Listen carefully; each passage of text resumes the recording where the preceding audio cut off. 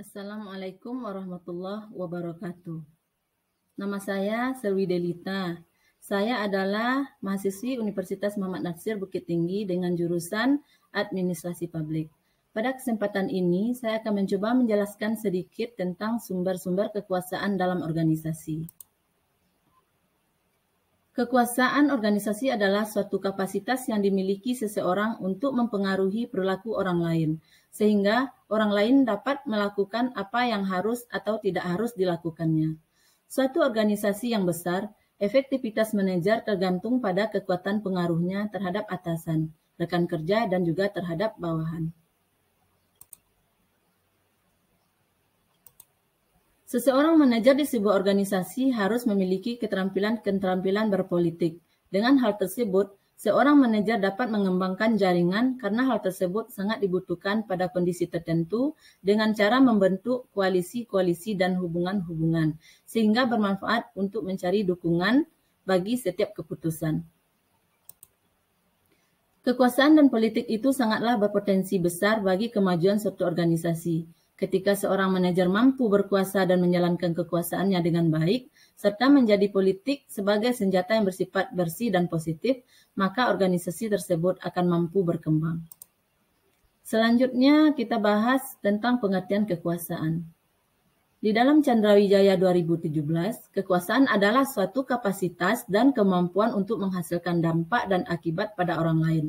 Kekuasaan mengandung suatu kompetensi atau kemampuan yang belum tentu efektif dilakukan. Bisa saja seseorang memiliki kekuasaan namun tidak digunakan olehnya. Jadi, dia tidak akan terjadi jika tidak digunakan pemiliknya. Sedangkan dalam Yarkoni dan kawan-kawan 2018, kekuasaan adalah sebagai tinggi rendahnya kemampuan dan usaha mempengaruhi, besar kecil dan luas sempitnya pengaruh seseorang aktor atau kelompok agar aktor atau kelompok lain menentukan pilihan dan perilaku sesuai dengan pola-pola yang diinginkan, serta mencegah pola-pola pengubahan sikap dan perilaku yang dapat dilakukan oleh kelompok lain tersebut. Kekuasaan dalam organisasi dapat dipandang sebagai kapasitas perorangan untuk membuat perbedaan dalam memproduksi dan memprediksi struktur, aturan-aturan, kebijakan, praktik-praktik, dan nilai-nilai. Itu di dalam Yuliana dan Sasono 2015. Kekuasaan organisasi adalah cara individu dalam berpikir, bersikap, berperilaku, dan pilihan bahasa yang berliku-liku dan penuh intrik kepentingan diri sendiri. Sumber kekuasaan ada 5, menurut Friends and Rivan dalam Yudiatma 2013. Yang pertama, kekuasaan keahlian atau expert power. Yang kedua, kekuasaan legitimasi atau legitimate power. Yang ketiga, kekuasaan reference. Yang keempat, kekuasaan penghargaan. Dan yang kelima, kekuasaan paksaan. Selanjutnya yaitu jenis-jenis kekuasaan. Yang pertama, position power. Position power ini adalah kewenangan formal, kontrol terhadap sumber daya dan imbalan, kontrol terhadap hukuman, kontrol terhadap informasi, dan kontrol ekologis.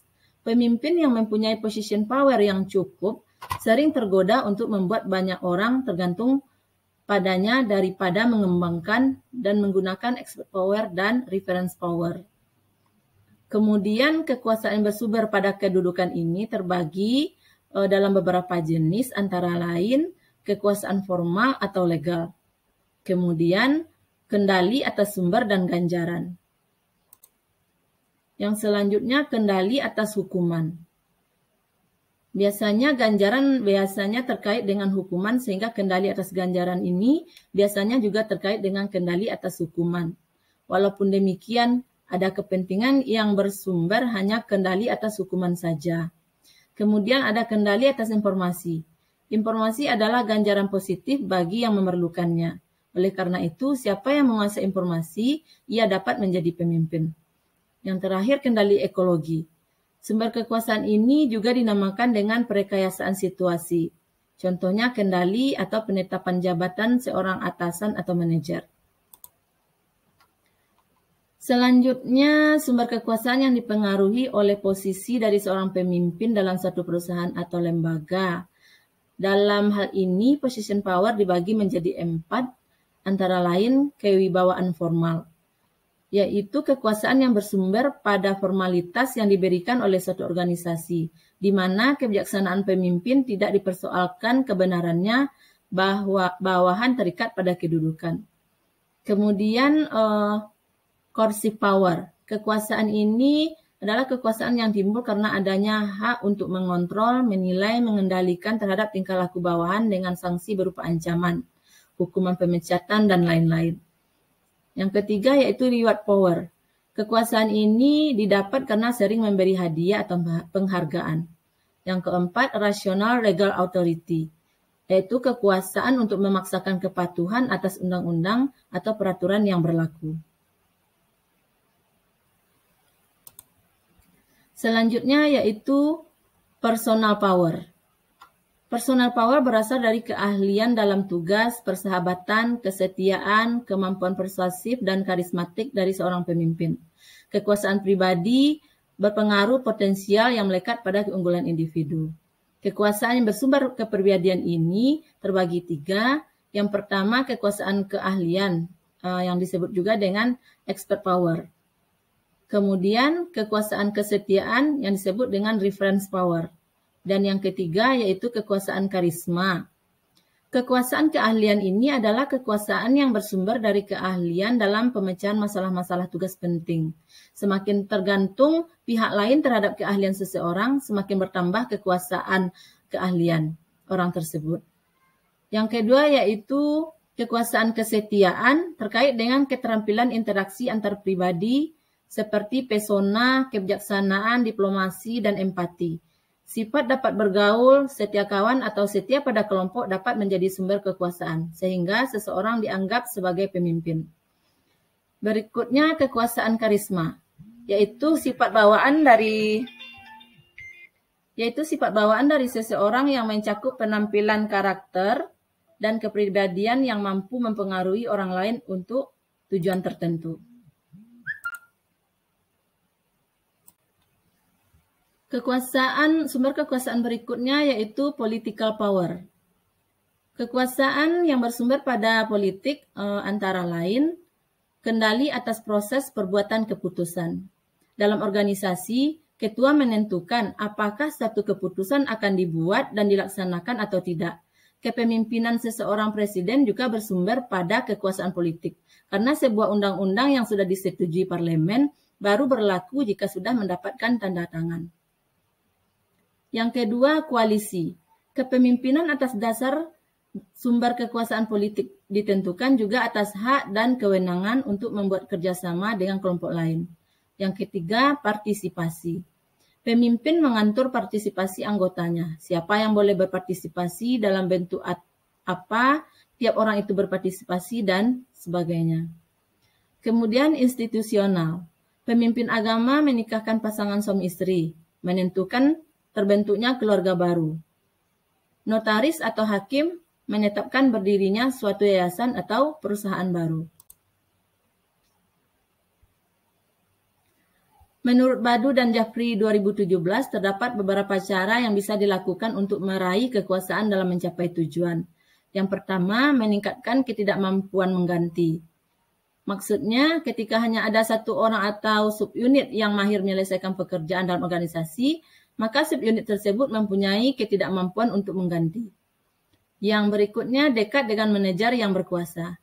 Pendekatan dengan manajer yang memiliki kekuasaan. Yang ketiga, membangun koalisi. Maksudnya berkoalisi dengan subunit lain yang mempunyai kebutuhan yang berbeda dapat meraih kekuasaan untuk menyelesaikan konflik sesuai dengan keinginannya.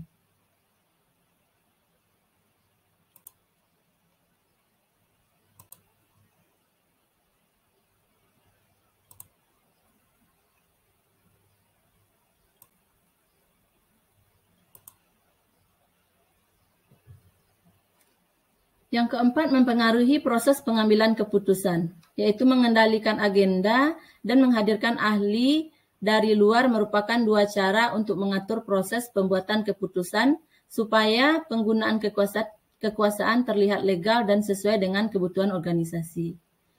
Yang berikutnya, menyalahkan atau menyerang pihak lain. Manajer akan menyalahkan pihak lain yang dilihat sebagai pesaing bila terdapat sesuatu yang salah dan ia tidak bisa menerima kegagalannya. Yang berikutnya, memanipulasi informasi. Maksudnya, manajer menahan informasi, memberikan informasi kepada orang lain secara selektif, dan mengganti informasi untuk melindungi diri. Yang terakhir, menciptakan dan menjaga image yang baik.